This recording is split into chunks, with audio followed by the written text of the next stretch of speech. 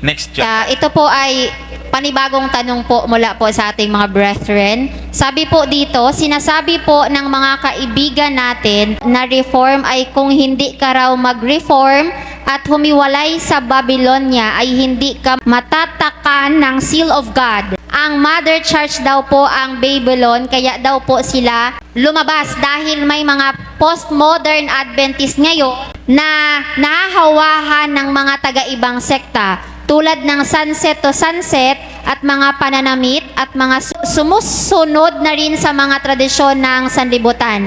Ang iba ay Christmas, tree and light.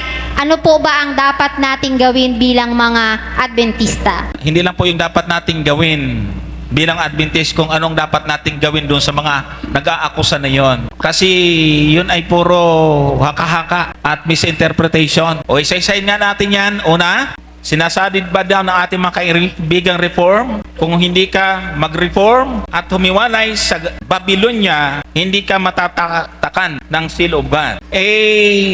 Tingnan po natin sa sulat ni Mrs. White. Ano pa po yung sinasabi po rito? Yan, sa Testimonies 58, page 58 at 60. Sabi po rito, now the Spirit speaketh expressly that in the latter times some shall depart from the faith, giving heed to seducing spirits and doctrine of devils. Yan, nasa 58. My brother, I learned that you are taking the position that the Seventh-day Adventist Church is Babylon, and that all that would be saved must come out of her. Yan ang sinasabi niya. I understand that you are also proclaiming that we should not pay tithes. Meron pong ina-addressan si Ellen White po dito, mga kapatid. So, ito po ay tagubilin niya sa atin, mga kapatid. Babasahin ko lang po ito na sinasabi po niya tungkol po sa issue na ito. Kasi nakikita po natin na nandoon po yung isang grupo na nag-aakusa sa Seventh-day Adventist na Babylon. At ito po yung isa sa yung mga reform. Ano po? Kasama na po dyan yung ISDARM at iba pang reform. Bago ko basahin po yung ibang quotation ni Mrs. White tungkol sa Babylon, ay babasahin ko po muna yung sinasabi at stand ng mga reform na nagsasabi na lumabas sa church na ito dahil ito'y Babylonia na. Meron po silang website, document/Adventist Apologetics /ISDARM, na sinasabi po dito at sa www.isdarm.org. Ang sabi po nila, when an old house need renovation, repair works must begin on that same rundown house, not on a new house. So in spiritual realm, when there is apostasy, a reformatory effort is to be started immediately within the church. So kita mo, not outside the church. And this was done repeatedly in the history of Christianity. Ito'y mababasa sa kanilang aklat na Good Way Series, Study 12. Ang article ay Reorganization in Laodicea. So yung sinasabi po nila rito, mga kapatid, kung isang lumang bahay daw, kailangan ng renovation, i-repair po ito. At ang pag-aayos nito ay hindi kailangan sa labas, kundi within the church. So nakikita nyo, originally, ang plano talaga ng mga ito ay hindi umalis. Pero ngayon, bakit ay sinasabi na nilang umalis? Actually, nandun yan sa aking aklat, nandun sa aking sinulat niya na libro. Bakit? Hanggang ngayon, hindi nila tinatanggal yan sa kanilang website na ang Reformation, hindi kailangan lumabas. Pero ang tanong, bakit sila lumabas? Kasi nga po, sila po ay na-disfellowship. Ano po ang dahilan?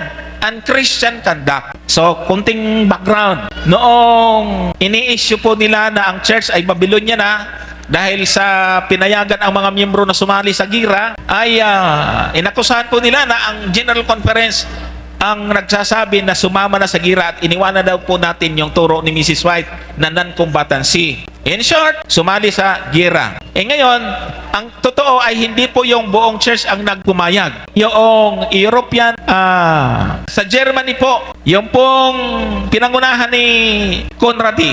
Si Conradi lang yung pumayag na sumama sa gira yung mga tao. To make long story short, mga kapatid, ang nangyari po ay pinatawag ng General Conference si Conradi at pinanagot siya dahil sa mali niyang desisyon. At ang ginawa ng General Conference, hinimok yung mga reform na bumalik. Pero nagmatigas na sila. Kaya, Nagkaroon ng desisyon ng General Conference dahil naging hindi na sila magalang, tiniwalag sila. Nakasulat sa history because of unchristian conduct. So yan po ang dahilan. Kaya sila, pagkatapos na sila matiwalag, ay di tinuro na nila na lumabas. But originally, hindi ganoon ang kanilang doktrina. Kaya doon pa lang ay problematic sila. Hindi po sila honest sa bagay nito. Brother Gomer, baka meron kang gusto idugtong dyan. Nais ko lang pong basahin mga kapatid yung sulat po dito ni Ellen White. Ang sabi niya po rito mismo, kasi nga marami po ang nagsasabi. Ayan po, Review and Herald. Ayan. Ang pamagat po nito, The Remnant Church, Not Babylon. Kapag si Ellen White po ang nagsasalita ng Remnant Church, katulad po nung nilecture ni Brother Johnson kanina, ay definitely anong church ang tinutukoy niya? Siyempre yung Seventh-day Adventist Church. Hindi po kailanman in-address ni Ellen White yung termino na Remnant Church para sa ISDARM, para sa Davidian, para sa IMS, at para sa iba pang offshoot. Kapag binanggit ni Mrs. White po yung word na Remnant Church, wala po siyang ibang tinutukoy kundi yung Seventh-day Adventist Church na siya pong ating denomination. Sabi niya, I have been made very sad in reading the pamphlet. Ibig sabihin, itong ginagawa ng marami ngayon ng mga offshoot, matagal na po ito. Kasi noon pang panahon ni Ellen White, ay mayroon na pong ganito. Sabi niya, reading the pamphlet that has been issued by Brother Stanton and by those associated with him in the work he has been doing without my consent. They have made selection from the testimonies and have inserted them in the pamphlet they have published to make it appear that my writings sustain and approve the position they advocate. Ano ba yung advocate na, yung position na in-advocate nila? Yun daw po yung, ang church daw po ay Babylon. No? In doing this, they have done that which is not justice or righteousness. Through taking unwarrantable liberties, they have presented to the people a theory that is of character to deceive and destroy. So, yan po yung sinasabi niya. And then, dito pa sa isang quotation naman, ang sabi niya rito, ito po ang sabi ng ating propetisa. Ito po yung pinablish po nila, ang pamagat po nung pamphlet na yon ay The Loud Cry.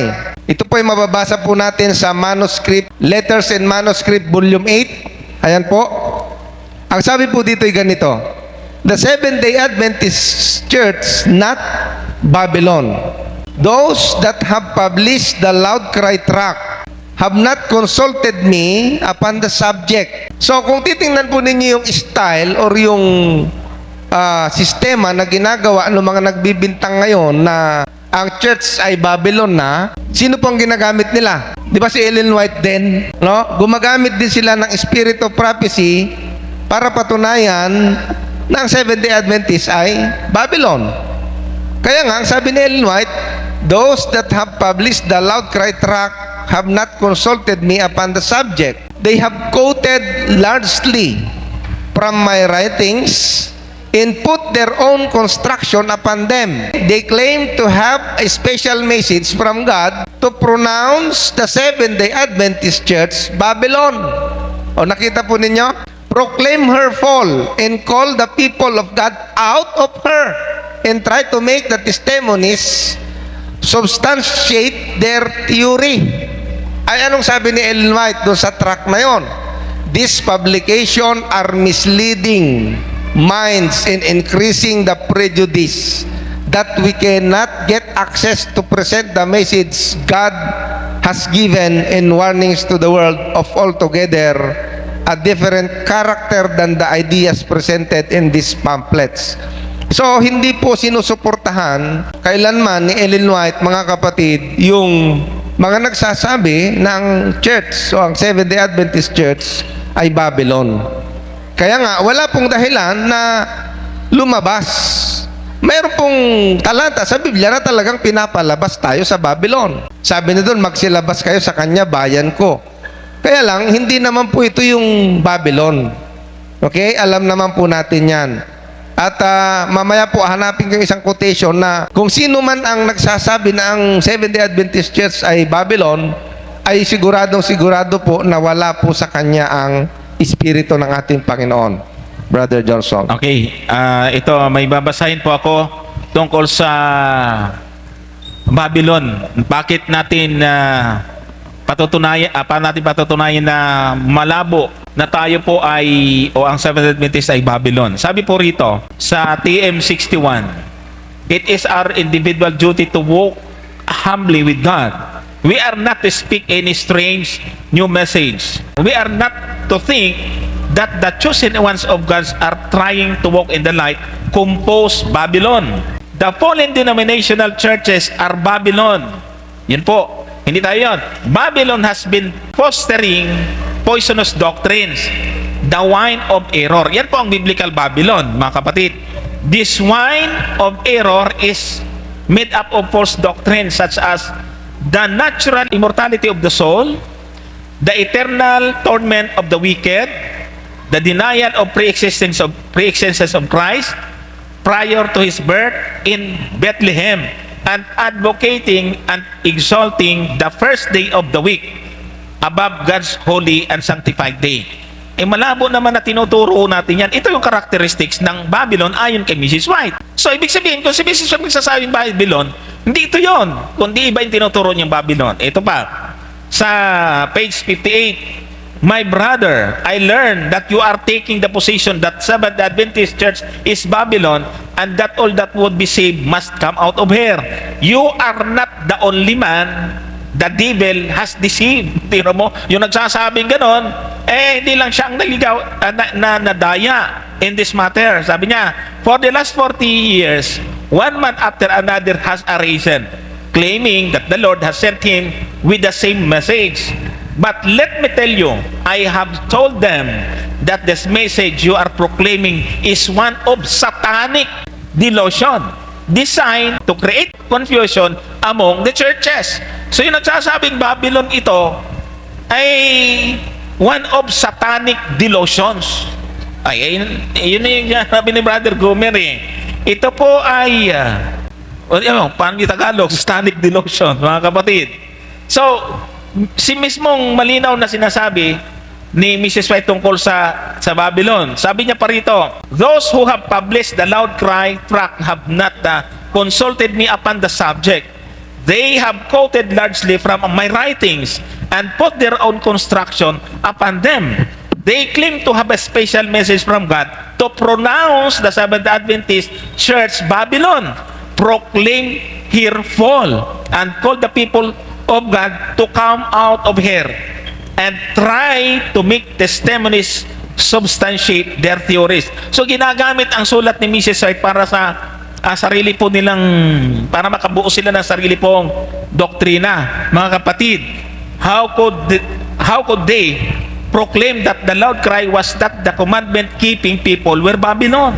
Satan was saying that same thing to Christ when Joshua stood before the angel. Satan was declaring his sins to be to be so great that he should not be restrained from destroying him.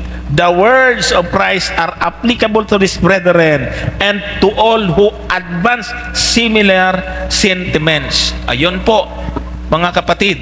Hindi lamang kinukontra ni Ellen White or hindi lamang po hindi sinusuportahan yung claim na ang Seventh-day Adventist Church ay Babylon, kundi talagang ito po ay kanyang nilalabanan. Kaya nga ho yung mga nagsasabi ho na Babylon ang Seventh-day Adventist, ang kalaban po nila dito mismo si Ellen G. White. Tingnan po sabi niya, dito po sa librong ito, dun sa The Third Angel's Message, ito po ang sabi, the Seventh-day Adventist Church is not Babylon. The Lord has not given you, kung sino man ang nagsasabi niyan, the Lord has not given you a message to call the Seventh-day Adventist Church Babylon and to call the people of God to come out of her. All the reasons you may present cannot have weight with me on this subject. Ano sabi ni Ellen White? Lahat ng dahilan, lahat ng rason na ibibigay mo, ang sabi niya, ay wala sa akin, sabi niya. cannot have weight with me on this subject. Bakit daw? Because the Lord has given me decided light that is opposed to such a message. Ang liwanag po nito mga kapatid, ang ibig sabihin, sino mang nagsasabi na ang Seventh-day Adventist Church ay Babylon, kalaban po ng Diyos. Ay, makikinig ho ba kayo dyan sa mga yan? Sino ang nagsasabi po nito? Yung pong propetesa po natin, mismo si Ellen White. Ulitin ko, sabi niya, the Lord has given me decided light that is opposed to such a message. Para tawagin mo na ang Seventh-day Adventist Church ay Babylon, ay talagang pati ang Diyos po ay hindi po sumasang-ayon po dyan, Brother Johnson. Okay, doon na lang po sa last na binanggit niya na kaya daw po sila lumalabas dahil may mga postmodern Adventist na ngayon. Ito pong akusasyon tungkol sa postmodern ay medyo seryoso po ito kasi bira po tayo mga kapatid at malungkot dahil sa mismong nakikita po namin na nagpo-programa din po na katulad namin yung nagsasabi na postmodern na yung Adventist. At marami rin po ang nag-invite. Nakakalungkot po kasi hindi po totoo yon na nagtuturo na o postmodern na ang church. Kung pag-aaralan po natin yung definition o anong ibig sabihin ng postmodern, yung talagang meaning niya, ang ibig po sabihin ng postmodern ay hindi naniniwala na may absolute truth. So tayong Adventist, wala ho akong alam na pastor o sa pamuna natin na nagtuturo na ang truth ay relative. Nagtuturo po tayo ng absolute truth. At ang katotohanan, yung truth na yan ay nanggaling sa isang source, yung banal na kasulatan. Yan po mga kapatid ang tinuturo po ng Adventist. So, yung pong postmodern ay nagtuturo na hindi lang po Biblia ang pinanggagalingan ng katotohanan. At nagtuturo po sila na hindi absolute yung truth, relative ito. So, ang pag-aakusa ng postmodern sa church ay hindi po totoo, katulad din ng pag-aakusa ng Babylonia na ito. So, yung mga ganun pong mga bintang ay trabaho po ito ng mga dati nating kasamahan para po palabasin tayo sa tunay na iglesia. Kaya nga nilecture ko yung kanina para tayo po ay maging maingat mga kapatid. So, bakit hindi pwedeng pagbintangan na postmodern ang Seventh-day Adventist Church? Dahil po naniniwala po tayo na ang Diyos ay katotohanan. Yung John 17:17, ang salita ay katotohanan. At yung pong Seventh-day Adventist hanggang ngayon ay nagtuturo base sa banal na kasulatan. Yung postmodern kasi, kung saan ka masaya, doon ka. Kung ano yung uso, yun ay tama, susundan lang. Ay wala po tayong ganyang itinuturo mga kapatid. So, tingnan ano po yung ating pwedeng sabihin po sa kanila. Hindi po natin pinadamaniwalaan ang aral ng postmodern. Hindi po ito tinuturo ng pamunuan. Siguro kung may mga kapatid man na masyadong liberal, ay hindi po yun po pwedeng ibintang na yung tinuturo niya, ayun na yung stand ng church. So kahit na po si Ellen White, mga kapatid, hindi man niya ginamit yung postmodern, kundi nagbigay siya ng mga babala na sisirain ni Satanas ang kanyang iglesia. At ang mga kapatid, sinusubukan talaga at ginagawa ng paraan ni Satanas na mahatak papunta sa labas. So naniniwala po kami, ako, na itong pong pagbibintang tungkol sa postmodern ay katulad din ng pagbibintang ng mga kalaban ng bayan ng Diyos na ito ay Babylonia na. Kasi para sabihin mong postmodern ito, parang sinabi mo na rin na Babylon na ito. Kasi hindi na po ito ang bayan ng Diyos. So kalaban po yan, satanic delusion din yon, mga kapatid. So, yung pinakamaikling sagot natin, what is postmodern? Ito ay paniniwala na walang absolute truth. No? So, bakit maraming nag-aakusa sa Adventist na ito ay postmodern? Dahil may ilang individual sa loob ng iglesia na nagiging liberal. Ano po? Nagiging liberal. Meron pong nagtuturo na Adventist na di na kailangan yung 10 utos.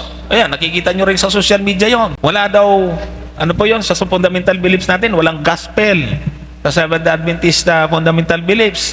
So, nadadama yung church dahil doon sa individual na pagtuturo na hindi naman natin pinanghahawakan. Kaya nga kami, talagang binibigyan namin ng diin na kung ano ang posisyon ng church, yun talaga po yung aming ituturo, mga kapatid. So, yan pong sagot natin tungkol sa postmodern. Kwento po yan. Haka-haka lang po yan. Hindi po totoo yun. Kasi pag sinabi pong church, mga kapatid, ang nire-represent po niyan ay as a whole. Hindi po nire-represent ng church yung iilang individual kung meron man. Kung halimbawa mayroong conference na ganyan ang ginagawa, hindi po yan ang church. No? Pag sinabi po natin church, Seventh-day Adventist Church, ito po yung kabuuan ng church.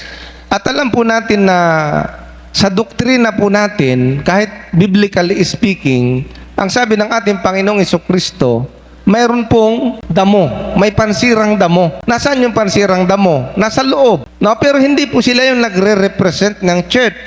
No? Ang sabi ni Apostol Pedro doon sa ikalawang Pedro 2, ang talata ay 1. Pakinggan po ninyo, mga kapatid. Sabi diyan, ngunit may nagsilitaw din naman sa bayan ng mga bulaang propeta, na gaya naman sa inyo'y magkakaroon ng mga bulaang guro. So, ibig sabihin, sa loob mismo ng church, magkakaroon ng bulaang guro na ano ang gagawin? Na mga papasok ng lihim ng mga nakakapahamak na mga hidwang pananampalataya, na itatatwa pati ang Panginoon na bumili sa kanila na mga tataglay sa kanilang sarili ng madaling pagkapahamak sa talatang 2. At maraming magsisisunod sa kanilang mga gawang mahahalay, na dahil sa kanila ay pagsasalitaan ng masama ang daan ng katotohanan.